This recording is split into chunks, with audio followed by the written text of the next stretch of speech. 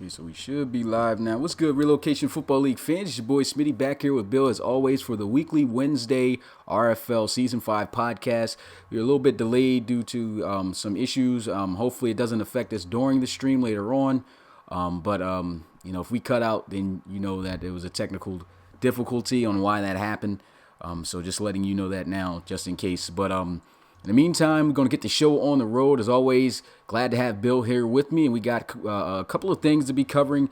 The things that we'll be covering in this podcast will be, of course, a recap of Week 4. We're going to be talking about the upcoming Week 5 matchups. And you usually hold that to the end, but we're going to put that after the Week 5 matchups. And then we're going to go on to main point topics to close it out, such as of course, reviewing the top 10 power rankings. Expectations of Donovan Rhodes against the Steamers. You got the Celtic Tigers and Thunderbirds stuff, and then just talking about the new coaches that we have now on the staff and the two teams that are available. But that being said, man, let's go ahead and break down these games, Bill. So I'm going to do things a little bit different than what we usually do with the presentation of how we break down these games, because usually I just have the schedule there. Instead, I just went a little bit into the graphics a lot more here, as you could see. Going to be breaking down the games in order here, and you could see with the first game that started out Week 4, we had the Orlando Sentinels take on the Mexico City Conquistadors on the road. You can see how that game turned out, a 30-17 ball game. The Sentinels were able to bounce back, get their win after a tough loss to the Black Knights, which they lost both of their games too. But they had a pretty good bounce back right here. You can see DeAndre Wilkins had himself a pretty solid game, a couple of turnovers there, but a big game for VJ Whitfield with over 160 yards rushing. And Trey Cook had himself a pretty solid game as well as a rookie.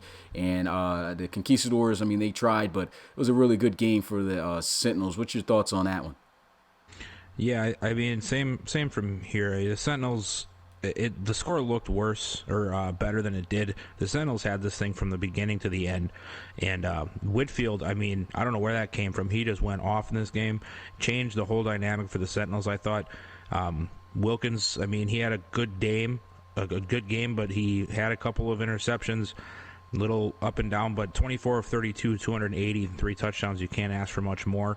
Conquistadors sort of rallied late, made it look a little bit not as much of a blowout, but it was, if you watch the game, you knew the Sentinels had it from the start. And if you're the Conquistadors, though, one good thing is I think he's still around the community somewhat. Derek Oliveros, he got his first pick of the game, so congrats to him. But yeah, great game for the Sentinels. Yeah, Derek Oliveros, talking about him, yeah, he's been playing pretty well his rookie season. But yeah, the Sentinels just did a great job in that game, came out hot, and like you said, the score may have seemed like it was a little bit of a close game, as though they lost by just 2 possessions, but really they were able to get those final 2 scores, I believe, in the second half, and I think both were in the fourth quarter, so definitely a game that shaped out to be look close, but it wasn't the case. Moving on to the game that followed this one on Twitch, we had a big matchup in the AFC between the Red Dragons and the Celtic Tigers. Celtic Tigers get it done again. They're 4-0. They were able to beat the Red Dragons with only 1 offensive touchdown in the game. I mean, the Red Dragons in this game had a 14-3 lead, and they blew that. The Celtic Tigers looked like as always, they just came ready to play in the second half. And the Red Dragons just could not execute and take advantage of the lead that they had. So what do you got to say about this game right here? Yeah, I mean, it was a good game to watch. The Red Dragons, I thought, did a great job on defense. They really seemed to minimize Dre Crowell's impact and didn't let him get into one of his normal grooves and run up the score and, make it look like a crazy game. It looked like, I think it was just the 1 touchdown that the offense had, if I remember correctly, and it was just Nayani just completely going beast mode on a play and breaking a couple tackles and taking off for a long one. But yeah, I was impressed with the Red Dragons defense. They kept the Celtic Tigers in check, but again, Dre does what Dre does, pulls it out the victory at the end. As for the Red Dragons, I mean, Anthony Savoy is still having his up and down moments. He's 16 of 27, $153, touchdown, interception. I mean, that's the most rookie numbers you're going to see. But his rushing, if he can find some type of consistency in his passing to complement his rushing ability, I can see him turning the corner, but it's going to take a lot for him to get there. You can see that he's far from a polished passer at this point. I just think he needs a few more weeks, and you can see that he's got game-breaking ability with his legs. He's got to find something with his arm to keep up with the rest of the team. Yeah, it was an interesting game for sure. I mean, the Celtic Tigers, once again, I mean, this is just one team that you don't want to give an opportunity to come back because they always tend to do so. And Drake Crowell, I mean, even though he only had the one touchdown pass, which went for 90 yards, so far the longest play for a touchdown this season in terms of passing, these guys still found ways to get the job done with field goals and still moving down the field on a really good defense. So it's going to be interesting to see how things go on for the rest of their season. Of course, we're going to be talking more about the Celtic Tigers and the Red Dragons, like you said, about Anthony Savoy, just a young rookie quarterback. Hopefully he figures things out, get himself together in terms of being a better passer. But I believe that is things to come in the future. So, a tough game for the Red Dragons. But I believe it's definitely a game that they can, shrug off and look past, and Coach Davis and the guys can, get ready for the next week. Moving on to the next game. These games were played on Sunday. There was no Friday game for Facebook, and we started out with a blowout at 1 p.m. Eastern on YouTube. The Toronto Thunderbirds took on the Chicago Cougars in Toronto in a divisional matchup there in your division, Bill. And man, the Thunderbirds absolutely destroyed the Tigers here in this one, 41-0. Yeah, and I know that it looks very, very one-sided, and it very much was. But, I mean, I was watching this game, and to be honest, the score doesn't show it at all, but the Tigers showed a little bit of a fight in the first half. The first part of the game, neither offense could get the ball moving. The punt block was really the only score of the first half, aside from I think a couple of field goals until or where am I seeing this? I think I just got the wrong note here. My bad. I know there was I think it's when they started this I was talking about the right game to the last part. My apologies, guys. But it was that turnover. They got the turnover in the first quarter. I think it was the second play of the game. And it was oh boy, okay, the Tigers might do something here. And then the Thunderbirds were yeah, no, not so fast. They got a pick of their own.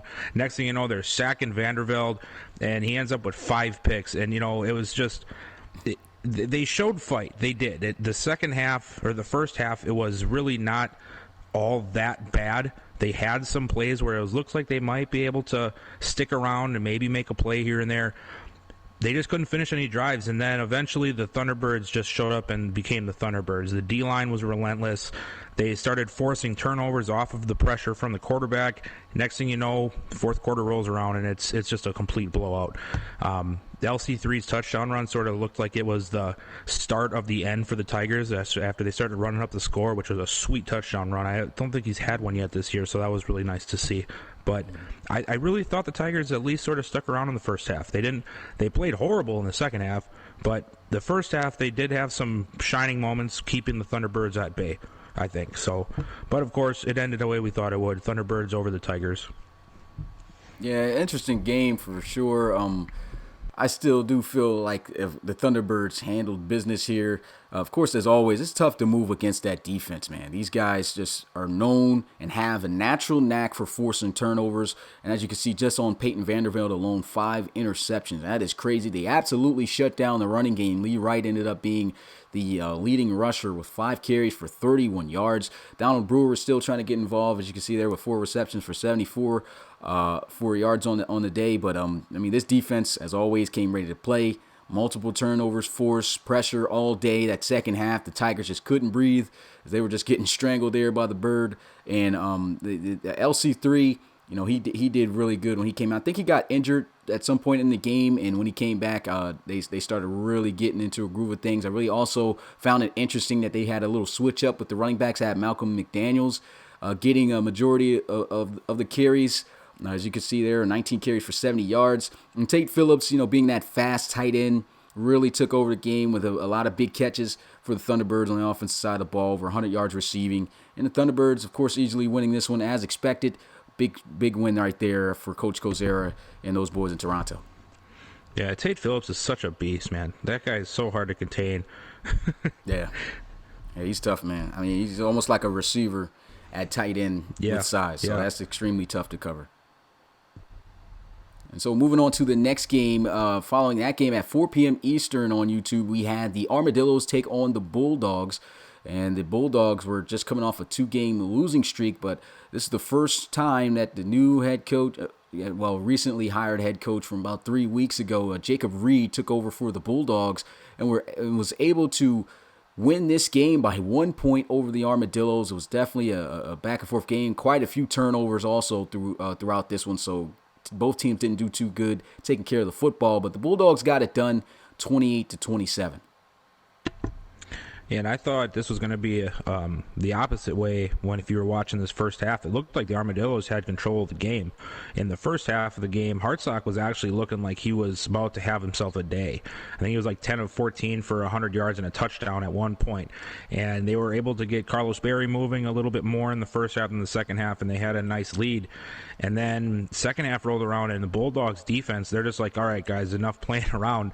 And they just started forcing an interception, a fumble, and it just completely switched the mood on the game. And then the Bulldogs offense came to life, and they rally back, and they get the last minute victory, or last couple minute victory. And I thought it was a good game for the Bulldogs because they were down, I think, by 10 points at one point, maybe even 13 in the first half. They were able to climb back and even take over, even after the 3 interceptions by Merritt, which isn't easy to come over. They were able to do it in a solid win by the Bulldogs. Yeah, I gotta give I guess credit to Coach Cosero about that first game. I talked about how Malcolm McDaniels had a majority of the carries. I'm not gonna lie, the first half of that game I was not able to see because I don't like watching games before they were given, so I had it earlier, but I did not. I was not there from the beginning to watch it. I didn't know that Cornell Mickens got injured, so that's why McDaniels had the carries. But he still did pretty solid. But getting back to this game, the Bulldogs, I think, is a good win right here for Coach Reed. He was excited during that game. Now, this was a game I was able to catch in full while it was streaming. And, he did a great job with this team. And he already feels that he's got a really solid team on his hands. The problem is he feels it's just the turnovers. If they can limit the turnovers, then he feels that this Bulldogs team can be a very tough team to beat, and I feel the same way. That's the reason why I made my predictions early on before the season began. Timmy Merritt, he had a great game here in this one, but those 3 interceptions definitely hurt the Bulldogs, but they still found a way to get it done. As you can see, 30 of 41, that's still pretty good high percentage there. That's in the 70s. So, Merritt, as long as he can, take care of the football and just march down the field like he was doing majority of this game, they can win. Also, my takeaways from the Armadillos is Drew Hartsock. I think he came in and played pretty good. I think this was a good decision to bench Devin Wade for Hartsock. He threw 2 interceptions and only had 1 touchdown in the game. But I felt like that offense was more productive with him out there. It wasn't as many turnovers as we've been seeing from Devin Wade. And I think Drew Hartsock might be the quarterback, that's going to be there under center for the rest of this season for Austin. So, that's going to be interesting to see how that goes. But I don't feel he played too bad. He didn't throw the football too much, just 26 times, completed 14 of those. I think, because he's been out for a minute, he's going to get better. And I think that offense is going to be able to, put up more points. Not saying this is going to be a playoff team. We got coach over there, the new coach over there and everything. Trying to figure things out. But, I think Hartsock is the guy. Just couldn't get it done here against the Bulldogs there in London. Yeah, if they're going to have some good success going down the line with Hartsock, Carlos Berry is going to be his best friend. If they can get him going, Hartsock, I think, has a chance to carry this team as much as he can. Yeah. And so moving on to the primetime game of the Premiers called by Jeff, we had the Shamrocks take on the Steamers, a rematch. And that first matchup between these guys was something special where the Steamers were able to come back in the final seconds and beat them with a last-second touchdown in the back of the end zone with Reed Wagner finding Jake Pride. And that was definitely a game to talk about. Everyone was anticipating this rematch right here, and it almost turned out to be the exact same with a one-possession game, and the Steamers winning this one, final score of 17-13. Yeah, I actually was sort of impressed with the Shamrocks a little bit. Of course, they gave it away at the end there, but they came out hot. They controlled the first half of the game, and I think what really bit them is they were unable to finish drives. They had to settle for a couple of field goals, and they only had the one touchdown. But I mean, they did control the game for the most part. But at the end of the day, the Steamers they're a good team. They're going to find a way to get in the end zone. Reed Wagner is a great quarterback, and he has great weapons around him. So I think that this game is a loss for the Shamrocks just solely because they couldn't finish the drives. I think they get one or two touchdowns more, they might be able to keep the Steamers at bay and win this one. And I think it's sort of been the story for them so far this season. You know, they have the pieces, they're making plays. They seem to either have really bad luck or just cannot finish enough drives to get them in the right spot at the end of the game.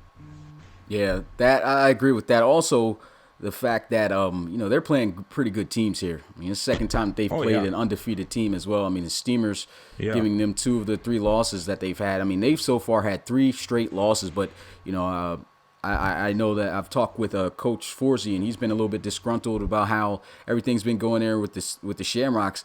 But he's definitely has nothing to worry about. This is a team that he took to the playoffs last season.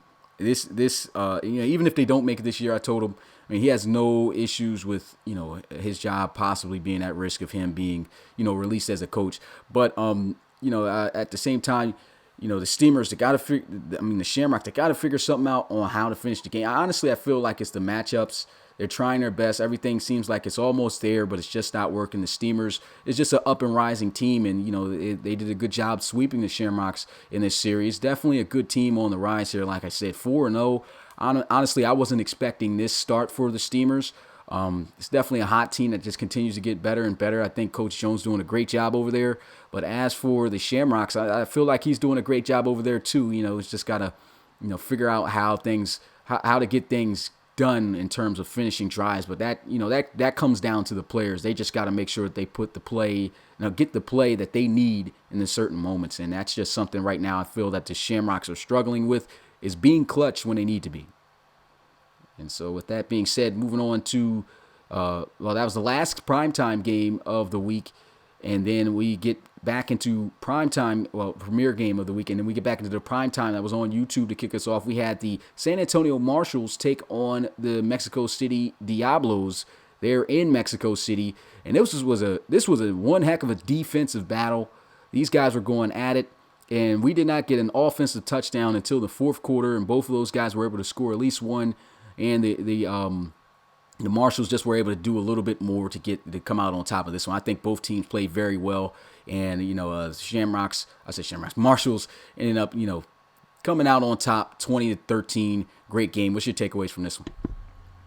Yeah, I mean, it was a very, very defensive game. Neither guys wanted to budge or allow any type of movement down the field, which I wasn't too surprised about. I know the Marshals have a solid defense, and while the Diablos haven't really been able to put it together, I think they have a very solid defense as well. They have great playmakers on that side of the ball.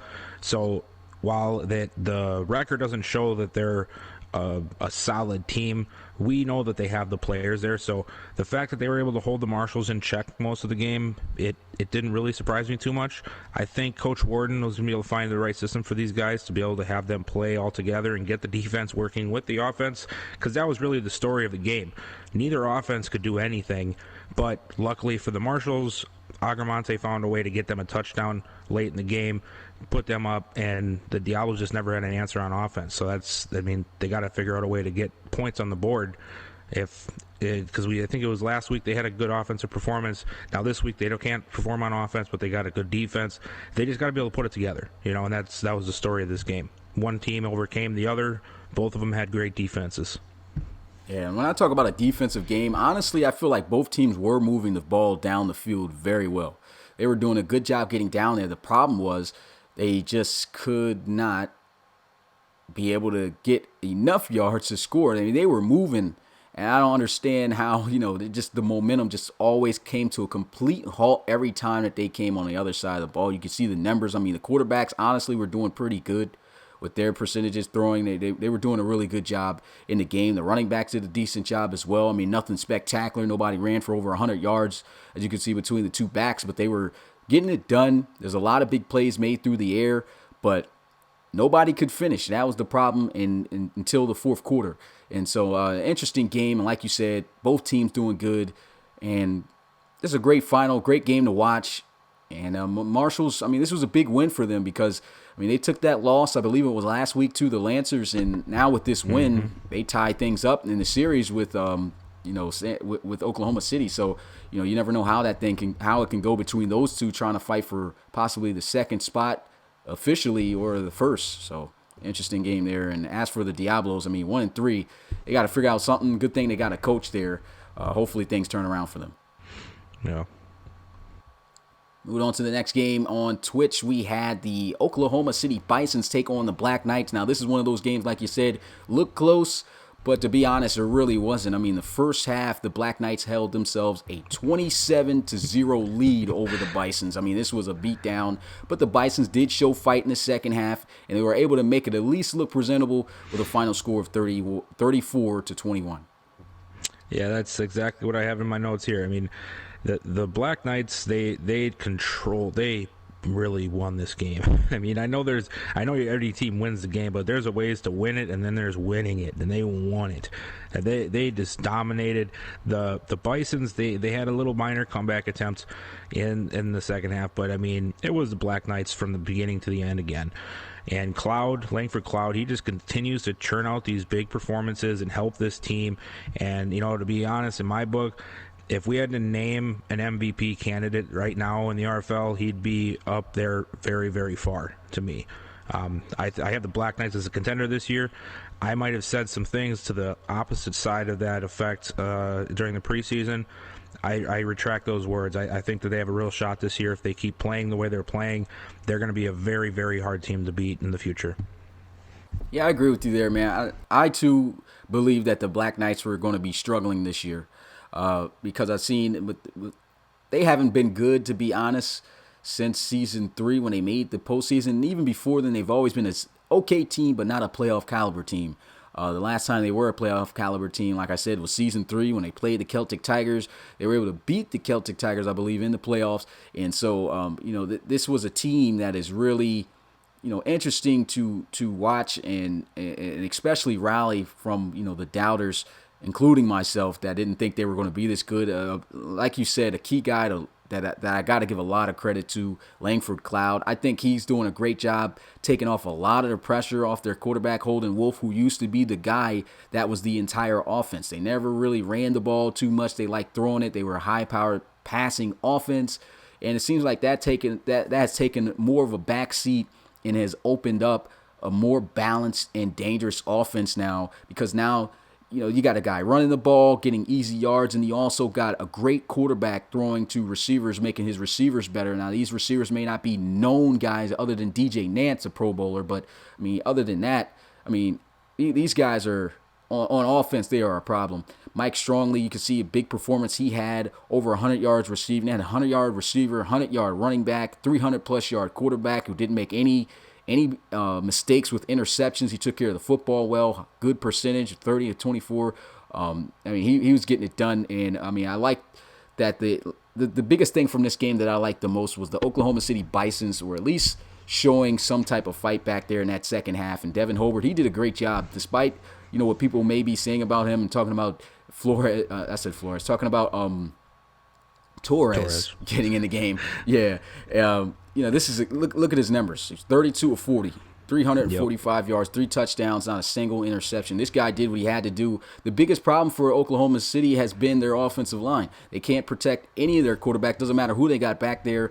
Devin Hobart, I feel, is the better guy for sure. But I mean, he's going to look. It don't matter who you put back there. They're not going to look good if they don't get that offensive line together soon, and that's something they really are going to have to work on. You can see the run game was completely shut down. I completely put that also on the offensive line. The offensive line, I feel, has been the big thing that's been hurting Oklahoma City this year. And a good performance by Luke Chamberlain, and he had the same exact stats except for the touchdown as Sam Hamgusto. Sam Hamgusto also had 6 receptions for 92 yards that game. But yeah, it was a pretty decent game, but definitely easily won by the Black Knights. Oh, and then there is one other thing that I forgot about this game. I noticed that Tomsha got the majority of the carries in this one. Is that that's going to be something interesting to look forward to see how the running game goes in the future Yeah, for the Bisons. And yeah, that's another thing. I should have made a graphic about that, posted that up on our official page and everything. But Coach Ethan, he did that. And yeah, Tomsha is looking to take over there for Jay Morris. Kind of shocked about it, but hey, he didn't look bad, even though he only had 25 yards, and he didn't look bad at all. Moving on, we had the Crusaders take on the Elks, and this was one heck of an offensive performance by the Crusaders, as it always seems to just about be every week. Ben Wakefield connecting with none other than Elijah Bentley for big yards and big plays, and he only had 4 receptions in this game, but both of those touchdowns were 50-plus yards. I mean, this guy's just the total deep threat for any defense to have to play. And, I mean, he torched that secondary, and Ben Wakefield just got himself in a rhythm. He only missed 5 out of 24 passes, over 300 yards. He wins himself NFC Offensive Player of the Week again. 4 touchdown performance, no interceptions. He absolutely dominated in this one. Final score 38-12. What's your takeaways from this one? Yeah, man. I'm gonna have to give Coach Chips. I've adopted that name for him for 2 reasons. 1, his last name is crazy, and 2, he talks about Chips all the time, so he's Coach Chips in my eyes now. But he's done a great job with this team, and especially this offense. Wakefield has had a great season, and it just keeps coming every week. You know, you got to give props where it's due. He's got a good game plan going. He's got some good schemes for this team, and it's showing through. And if we're going to, like I said before with Langford Cloud, if there's a guy that we're talking about for MVP, Wakefield's probably the guy that's right ahead of Cloud at this point, because he has been phenomenal. And the one thing I want to point out is, we're talking about Bentley. This guy, he does not like when you talk about him. You made one comment about him not doing anything, and he goes off for 2 touchdowns on the next 2 times he touches the ball. Man, that guy was crazy in that game. As for the Elks, I don't really know what happened in this game. You know, they're a good team. The score does not dictate what the Elks are. They are a better team than what was shown on this one. Kyle Bain is still very, very dangerous on his feet. I think he's one of the best, if not the best, running quarterback in the RFL this year. But if he can't find some accuracy when it comes to throwing the ball, this team is going to have a problem winning games. You know, we saw it in this game. There was many a times where he missed a guy wide open, just overthrew him in the end zone. Plenty of points left on the board there for the Elks because of some missed passes, and you know, just hopefully they figure it out, and hopefully he can find a little consistency in the next few weeks. Yeah, I kind of getting the same vibes from the Black Knights and the Sentinels. The way that, you know, the Black Knights swept the Sentinels so far this season in their series. I feel like it's the same scenario here for the Elks. I think that the Crusaders, they just had the perfect game plan for this team, and they just couldn't figure things out, and they handled business. Kyle Bain, like you said, accuracy is definitely a problem. Well, I wouldn't say definitely. He's looked good at times, but you can tell that the accuracy is something that's very questionable on his end. Even when he does complete a pass, the pass does not come out clean. No tight spirals. It's wobbly. I guess that helps with dropped interceptions, but it's definitely an area he needs to improve on. I think, honestly, in that game, he should have scrambled more.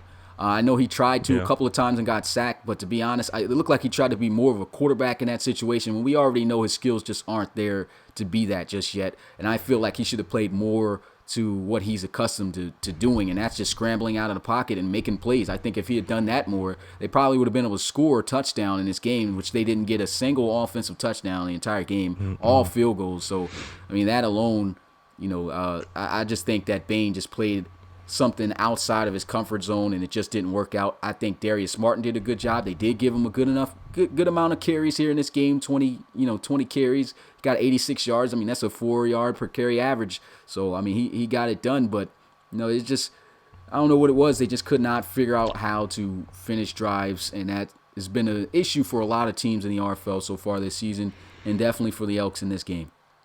Yeah, and one point here I forgot to mention is I don't want to make it sound like I think the Elks just failed miserably. I think the Crusaders had a good defensive game plan too. They had pressure on him for Kyle Bain to be so slippery in the pocket. I think they had a good plan against him, and they were able to sort of contain him a little bit. So as much as I love the Crusaders offense right now, the defense played pretty darn good in from what I've been expecting out of them, which is not a lot. So they played pretty good as well. Yeah, and one more key point I wanted to talk about this game was Sanchez Lawrence starting. Kind of I was intrigued about that. I mean, Lawrence did okay. He did pretty good. 13 carries for 55 yards. I mean, that's definitely nothing flashy. But Vondre Bryson, I wonder what the situation is there. But Vondre Bryson should definitely be that guy getting the ball. Who knows? They probably could have been able to put up more points had he been back there. He tried to make some plays happen himself. But the plays that he got subbed in for was something more so outside of his comfort zone. He should have been that guy. But I feel like Sanchez Lawrence did a pretty good job. Still stepping in, and I'm interested to see if either they keep him there or do they switch him in to get more carries to see what he can do. I'm interested to see what they do with Lawrence there, and that's a big reason why they came there before Coach. The big reason why he came there before Coach got there. So just wanted to go ahead and talk about that. But moving on to the next game, and it was the final game of the week, as we had the Voyagers take on the Aviators. I really like this game. It was a back and forth game, and the Voyagers came out on top here 30-25. What's your takeaways? I thought this was quietly one of the better games to watch. It was really entertaining. It was back and forth for the majority of the game, and the Voyagers just closed it out in the end. I was rather impressed by. I didn't expect the Voyagers to beat the Aviators bad. I didn't really expect either team to win this game. I wasn't sure who to pick, but I thought both teams scored well for the game, and Glenn Hayes quietly having a really good season. I feel like he gets slept on a little bit, and he's had a good year. 29-40, 359, 2 touchdowns. I mean, if they can find a way to get the running game going for the Voyagers, they could have a pretty good offense ahead of them. I mean, they still put up 30, but man, you find some consistency in the run game, and it does wonders for your pass game. Glenn Hayes already showed spots here this season where it's like he's a serious quarterback. They get a run game that could take off even more. And the Aviators, I mean, I just think they're still trying to find their path. They just got Coach Granger. He's a new guy. He's going to take some time to figure out what's going to work best for this team. I think they'll eventually figure it out. I don't know if it's going to be this year because I think they need some pieces yet, but they had a pretty good showing for having a new coach and not exactly having the greatest of season so far.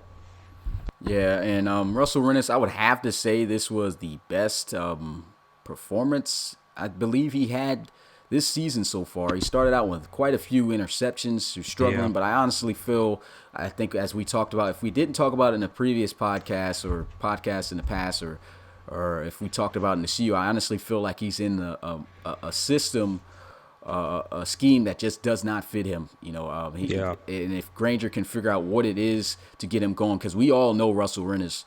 I mean, other than this season, he's always been one of the league's, good quarterbacks. I mean, I'm not going to say great, but he's looked great at times. And so far this season, he has not looked like the same Russell Rennes as we're accustomed to seeing. Kadron Luss, he did a pretty good job. You see him. They tried to go with the two-headed monster there on the ground game. Really couldn't get too much going there, but Kadron Luss, you can see him a good average right there. And Glenn Hay, like you said, absolutely beasting for the Voyagers at that quarterback position. Their run game was completely shut down. But who needs a run game when you got Nacho Cheese, man? 8 receptions for 134 yards and a touchdown. Coach requested to get his name changed, but Cheese says, not today. Gonna have to deal with me, bud. But I'm pretty sure Coach is not even worried about it, because as long as he can continue to put up these type of performances, he doesn't care. Oh man. Yeah, we have some. I think we both have. Me and Coach Baker both have very bad feelings about these tight ends with these 40 numbers. So we might be coming back in your inbox at some point this season, Smitty. I mean, that's cool, but nothing's going to change. Didn't even give me a sliver of hope. Nope, I tried. Now, I had a graphic. I didn't have a graphic. I wanted to use a graphic of an injury. Buki Johnson got injured during practice, and he will be out for 3 weeks. I forgot what the injury was because I had the graphic for it, but I forgot to put it up here. So Buki Johnson for the Condors will be gone, and that was the only serious injury this week. And so, I mean, with that being said, it's going to be interesting to see how that affects the Condors. I know you guys play them this week, which we'll get to. Yeah. Excuse me. Mm-hmm. And Yes. speaking of the Voyagers, since they had the last game, I want to go ahead and introduce the new coaches that we've just brought in. I mean, I know it's been quite a few, and we didn't put them on the podcast, but I just put the two most recent guys that are going to be, of course, playing this week with their teams. And first, we got, of course, Coach Todd Baker, who was excited to watch his Voyagers get that win against the Aviators on Monday. And so that's a new guy we brought on staff. Once again want to give a congratulations to him and welcome him to the staff there for the Houston Voyagers, becoming the second coach in Houston history for the Voyagers there. And then of course moving on to the latest coach that we hired for the Chicago Tigers. He also becomes the second coach in franchise history for the Chicago Tigers. It is Rolabi Wizenard, and his real name, I guess I'll just keep with that because they don't want to have. So appreciate these guys, applying, being the coaches, and hopefully they turn things around this season for those teams. They've definitely got some work cut out for them, but I believe these are two, really good, intelligent guys that knows what they're doing, and I think they're going to be able to get the job done. Moving on, we have a breakdown of course, week 5 of the RFL coming up. So these are the games. I'm, of course, going to read them off, and then after reading them off, I'll leave it up to you to decide who you think is going to win and why. So with that being said, first we start out the week tomorrow at 6 p.m. Eastern on YouTube. We've got the Portland Snowhawks taking on the San Diego Crusaders, followed by the Huskies taking on the Armadillos at 7:30 p.m. Eastern on Twitch. Then we have a little bit of a short but more premier games than last week. Here week 5, we start out with the Steamers taking on the Monarchs at 1 p.m. Eastern. At 4 p.m., we have the San Antonio Marshals taking on the Desperados. And at 6 p.m., we have the Pioneers taking on the Sentinels. And we finish the premier games on Saturday at 8 p.m. with Jeff calling the Dreadnoughts versus the Bisons. So those are the premier games that you can see over there towards the right. Going back over to the left side, on Sunday, we have the Salt Lake City Elks traveling to Dublin to take on the Shamrocks, followed by the Condors, which I mentioned earlier, taking on Bill and his Explorers. And then we finish off with two pretty big games here.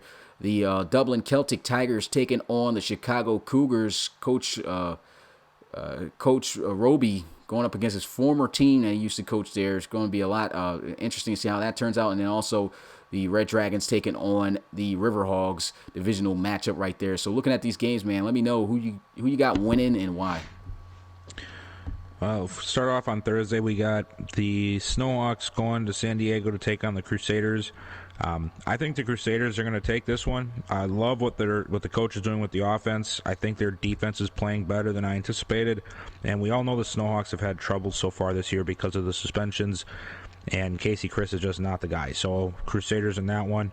Huskies and Armadillos. I think the Huskies are back. I'm safely taking them in this game against the Armadillos. And then we're going to Saturday for the Steamers and the Monarchs. I will take the Steamers. They are hot right now. The Monarchs are a mess. I don't see anything else other than a Steamers W coming out of that one. Marshals and Desperados. I'm actually going to take the Desperados in this one. I like both teams very well, but I think Tavion Hall is a better playmaker for the Desperados than what the Marshals can put forward on offense, and I think that ends up being the difference maker. The 6 o'clock game, I'm going to take the Sentinels over Pioneers. I'm glad they got a coach. I think he's going to do well there, but I can like the guy as much as I want. It's not going to change the fact that the Pioneers need some work, and the Sentinels are the Sentinels, so we're going to go Orlando in that game. And then Dreadnoughts and Bisons. I'm going to go Dreadnoughts. They have Cam Jones back this week, I believe, from injury, if I'm not mistaken. And even if they don't have Cam Jones, I'm still riding with the Dreadnoughts. I think that they're just a more solid team this year. They have some good consistency going and some good morale in the locker room. Bisons are reeling. Hopefully they can come back in this victory, get one at home, but I just don't see it happening this week. Sorry, Ethan. I know you're in the chat, but gotta be real about this stuff. Going back to the left side of the screen for Sunday, we have the Elks and the Shamrocks. Man, both teams coming off of a loss. I'm really not sure. One more week, all right? One more week. I'm gonna take the Shamrocks. I keep taking them. I keep thinking they're gonna win. I hope that they prove me right this week. We're gonna go with them. Condors and Explorers. I'm gonna take the Explorers. I sort of have to. If I don't, something's wrong. I'll just leave it at that. Monday. This game is interesting. So if anybody's in the Discord, you guys know that Markel loves when I put GIFs in the chat. He loves them. He does not love them. I'm just kidding. We have a bet on this game. I have to take the Celtic Tigers in this one because if the Celtic Tigers lose, I'm not allowed to put GIFs in the chat for a month, and I just can't have that because it's just too hard not to talk in GIFs. And then Red Dragons and Riverhogs. I'm gonna take the Red Dragons in that one because they're still the Red Dragons. I know their offense is sort of sputtering, but I think that defense is just too much to overcome for the Riverhogs. Good predictions right there. I guess time for my predictions here. Going to the Snowhawks and Crusaders game. I got the Crusaders winning that one, of course, because of the suspensions. Nothing else really too much to go off on that one. I think the Crusaders are hot right now, so they are my picks for that game. The Huskies and Armadillos. I go with the Huskies here. Like you said, it's the Huskies. I feel like the Armadillos may put up some type of challenge, but I don't think that they have the firepower to be able to, overdo the Huskies. Moving on to the premier games, you got the Steamers and Monarchs. Of course, like you said, Steamers becoming the hot team, and of course, Monarchs becoming one of the worst teams in the RFL, and that definitely is not a good matchup that you want to see, or one that you know for a fact that the Monarchs aren't going to win. So the Steamers, I got them going 5-0 with that matchup. And at 4 p.m., we got the Marshals and the Desperados. I'm also going to go with the Desperados here. Feel like the Desperados are the hot team. They got more offensive playmakers. I think they'll put up more points despite the good San Antonio defense, and I think they'll get it done. They got a good defense themselves that I think will do better against the Marshals' offense than theirs can do against theirs. On 6 p.m., you got the Pioneers and the Sentinels. Definitely going to go with the Sentinels here. And like I said, we love Coach. Shout out to Coach for the Pioneers, taking on that challenge. But, the Sentinels, I feel, are definitely going to get it done. Dreadnoughts and Bison's game. I feel the Dreadnoughts are going to come back. Like you said, they got they got Cam Jones coming back, but I also remembered that they got Matt Jones, which I made a post about. He's going to be starting at quarterback. And honestly, I feel like that might actually make our offense better. And I say R because of guys who don't know me, I'm a Dreadnoughts fan. That's my favorite team in the RFL, even though, I put all the teams in here. But still, Dreadnoughts, I think they'll get it done against the Bisons and sweep them this season. And then to Sunday, we got the Elks taking on the Shamrocks. This is a hard one. Like you said, I honestly feel like it could go either way, and it's extremely tough for me to choose this one.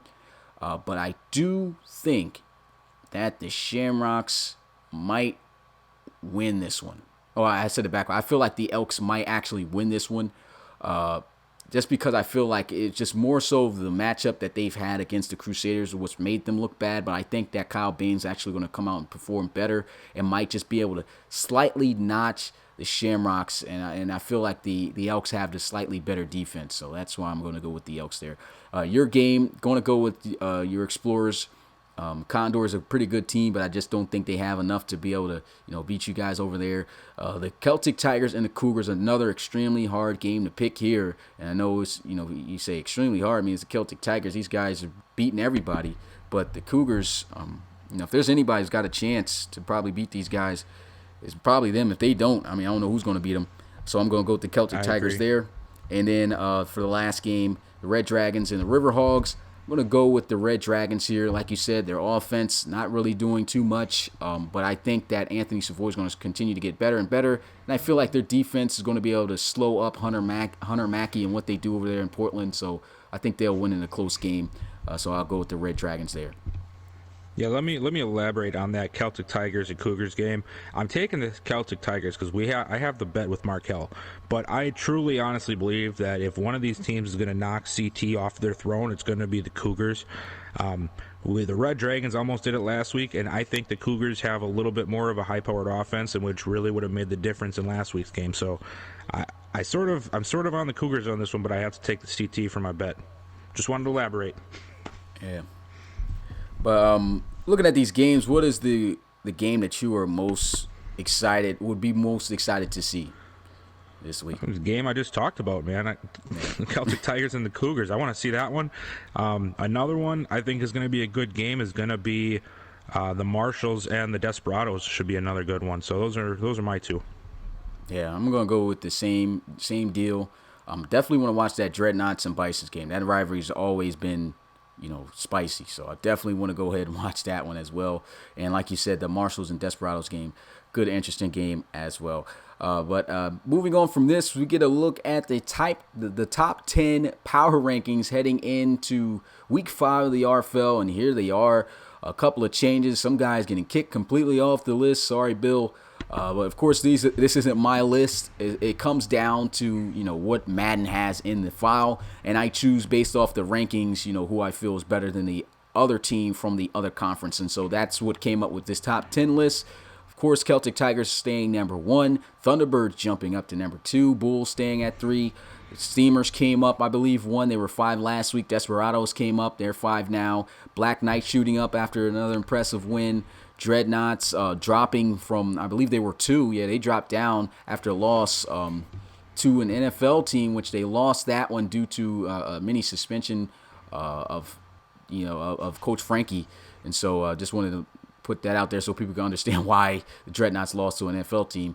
But also we got the Riverhogs here at 8, Lancers at 9. They moved up one spot, and the Marshalls they're at 10. So looking at this list, Bill, what do you think about this list? Is there any changes that you think should be made? Any teams you feel should be on here? Is it a good list or no? Of course. Where the heck is my team? What the heck? I lost one game, and it was to the Thunderbirds. And I get kicked off the top 10 list. That's bull.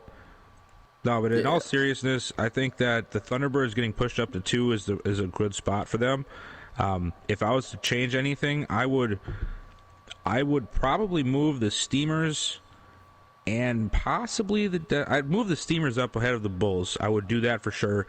I'm on the fence about Desperados over Bulls, but I also feel, I know there's not many spots for them to go, but I feel like the Black Knights are better than the 6th best team at this point. I mean, they're playing really, really well right now. So if I were going to change anything, it'd probably be in that 3 to 6 range. But I like the top 2 spots, and I think that my team's missing from somewhere on this list at least. So those are my thoughts on it. Yeah. Well, I don't have too much really to say about this list except for agreeing with you. Your team is definitely at 11 because I did want to squeeze them in there, but right. Couldn't do it though, huh? Couldn't do it, man, because right. For some reason Madden had the Lancers and the Marshalls over you guys, which it is not bad, but that's why you didn't make the list, because you can see where they landed, literally the last 2 spots, and so that's how that list came about. Right there, that's what that is. So a tough one right there. But yeah, moving on to this top 10 list, we want to talk about just one in particular player. Of course, we know the Monarchs playing the Steamers, but we already had the news a while back. Donovan Rhodes starting. What is your expectations for him against the Steamers this upcoming week? Do you think he'll have a good game, or do you think they'll hold him at bay? Man, that's a tough one, because I really, really like what Donovan Rhodes can do. I think he's going to be a great running back for the Monarchs and just for the RFL in general. But the Steamers got a tough defense. I don't know, man. You know what? No. I think Rhodes is going to get 100 yards. I'm calling it right now. Donovan Rhodes is going to get 100 yards on the defense of the Steamers. If you don't like it, too bad. That's pretty. I don't see nothing really too wrong with that. I feel he's definitely got the possibility of doing that. But I feel like they are going to hold him to under 100. But I feel like he's also going to have himself still a pretty good game for the Monarchs, even though I feel they're going to lose. I think he might have over 100 yards of total offense, because he's also a good receiving back. So, that's my predictions and expectations for him to, if he doesn't get over 100 yards rushing, I think he'll get over 100 yards total with his combined efforts in that game. But somebody's got to be bold here. Let it be me. Moving on, we talked about these two teams being hot. Looking at this, we got both the schedules up here. The Celtic Tigers and the Toronto Thunderbirds here. Here's a look at the schedules. As you can see, we're here at week 5. Looking at this list and at this schedule, what team do you think will be the first to beat either one of these teams? Man, that's tough. I feel that the Cougars are more primed to beat the Celtic Tigers right now than what looks like. I mean, let's be honest. On the Thunderbird side, I try my damnedest against these guys, and I always end up coming up short. I don't know if somebody else can pull some magic out of their hat, but there is not a lot of teams on either of these guys' schedules that I don't think they can win. But if there's one team that I think has the tools to beat one of them, I think it's the Cougars beating the Celtic Tigers. Okay, so no predictions at all of who you think can beat the Thunderbirds? Well, I mean, if we're going to talk about it, then I'm going to talk about myself. Okay. I Nothing wrong with that. I'm not trying to be big-headed here, but I think I do very well against them. We end up coming up short, and one of these times I'm going to get you, Mark. I don't know when, but one of these times I'm going to get you when it actually counts. Hopefully it's in week 12. I'm about to say, yeah, it could be in week 12, man. Looking at this, the Thunderbird, for the Celtic Tigers, I do agree with you. I do feel like if the Cougars don't beat the Celtic Tigers, I don't think anybody will. I think there's other teams, though, on that list that possibly could beat the Celtic Tigers that I wouldn't be surprised of, such as the Sentinels, maybe once out of the 2 of their meetings.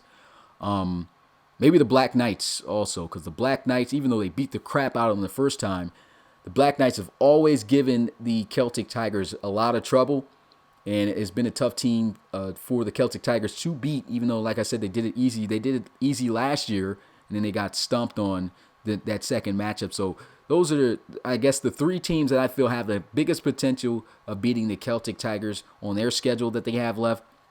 And then looking at the Thunderbirds on their schedule, honestly, I don't feel there's any team except for you guys that have a good opportunity of beating the Toronto Thunderbirds. I feel like the Explorers, if they don't get it done, this is a team that could be the first team in RFL history to go, undefeated.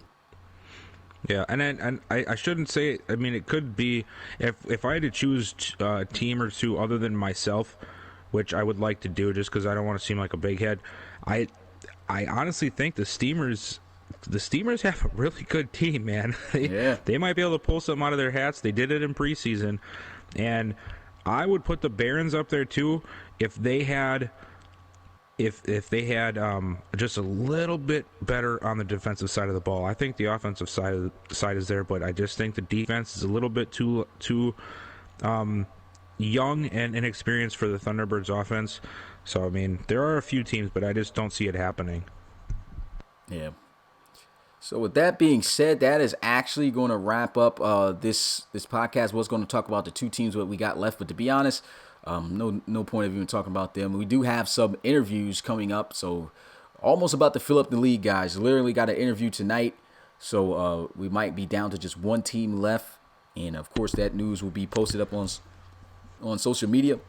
But with that being said, right now we are open for any questions you guys have in the chat. Feel free to answer away or ask away. Actually, we have 2 applicants at this point that I've been in talks to about interviews, so we might actually fill this thing up soon. Yeah. Appreciate that, Coach Kozera. Said no talk about Matt Jones, or did I miss that? Okay, I guess we can spin off of that question there. I mean, what do you think about Matt Jones? You think he's going to have a good game against the Bisons this week, or no? I don't know, man. I saw something in the Discord earlier about the call being made, and I'm not too familiar. I could be way off base here. Is this something because McBride is not playing well, or is this just McBride's been doing bad. Yeah, really pretty bad. Okay. I mean, he had a decent they had a decent preseason when he was playing, but that's a whole different animal, man. You know that. Yeah. I really don't know how it's going to turn out. I mean, yeah, Jones might bring you a little bit more of a running threat than what McBride had, but I don't know, man. That's gonna be a toss up. I think he's gonna have a wishy washy day. I don't think he's gonna come out looking like the next star of the RFL, but I don't think he'll just completely lay an egg either. I'd have to see him play a little bit more other than preseason before I can really talk too much about him. Yeah, I feel I'm not going to talk too much about him either. I just feel that he actually might make the offense look a little bit better because of his dual threat ability. And to be honest, as bad as McBride has looked with his decision makings, I feel like Matt Jones is going to be making more better decisions as a passer and will be more beneficial to the offense. But of course, like you said, I mean, that's how he looked in the preseason. Hopefully that's how he's going to look in the regular season against a pretty good team in the Bisons. But and it's no better team, I feel, to do this against than the Bisons, because their defense, we already know, has been suspect this year. So, and that's a defense that I feel like, if there's any day for him to come out and to test out, it would be against the Bison. So I think he'll have a pretty okay day. Like you said, not going to be looking like the next star of the RFL. You never know, he could, but I doubt it.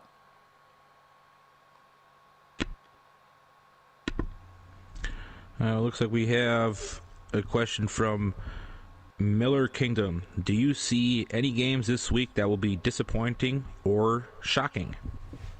So let's go back to the. You talking about this week, or you talking about week 4? I think he's talking about this week, right? Yeah, this week.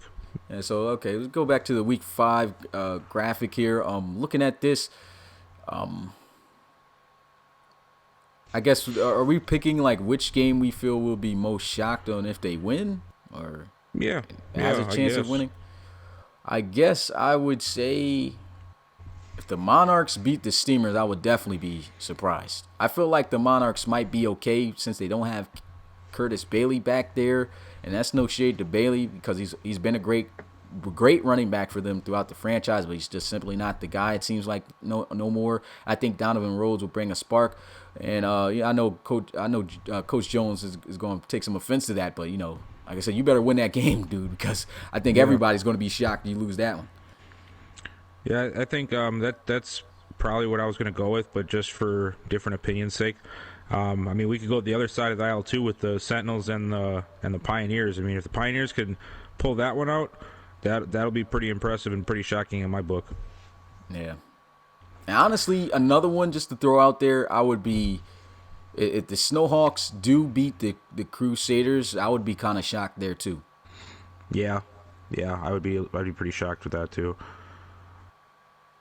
I don't really know if there's one that I can see that could potentially be disappointing, because to me, I also like defensive performances just as much as I like high-flying offenses, so I'm a terrible person to answer if a game will be disappointing, because I can usually find some really interesting things out of any game just because it's such a chess match.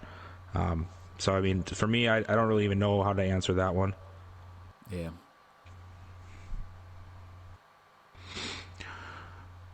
Do you think that the Dreadnoughts have stability at the quarterback position?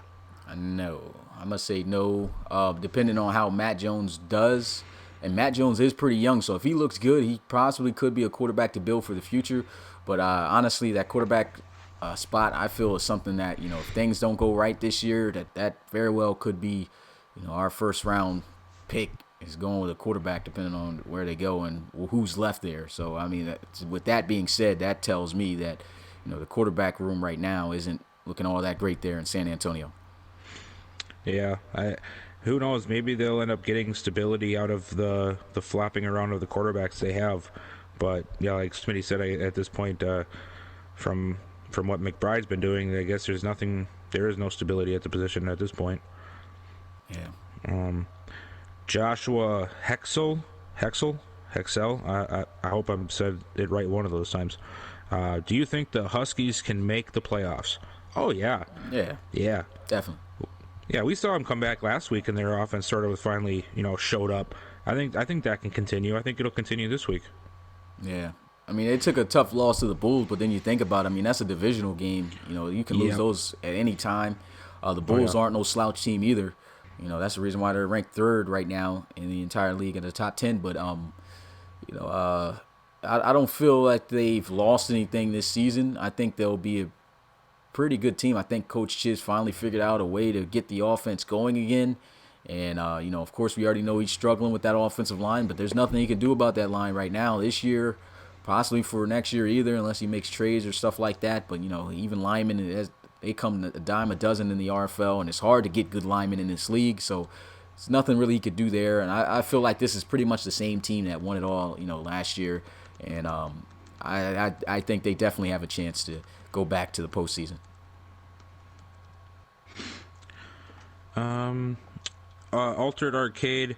No, they're not coming back this week. I think it's week 8 that the Snowhawks. I'm assuming he's talking about the Snowhawks because that message probably came about when we were talking about that game. They come back after week 8, right, Smitty? Yeah. They come back in week 8. Week 8. In week 8. Yeah. Okay.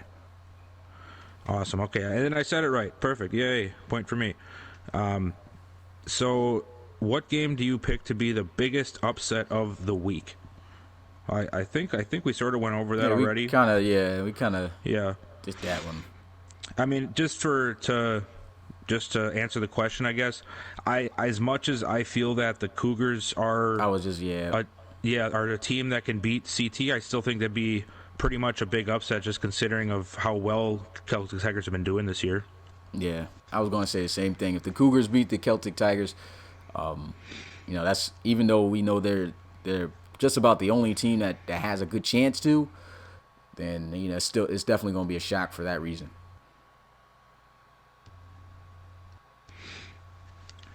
Do we have any other questions? I see. I don't see any. What game do you pick? Oh yeah, you just read that one. Okay. Yeah.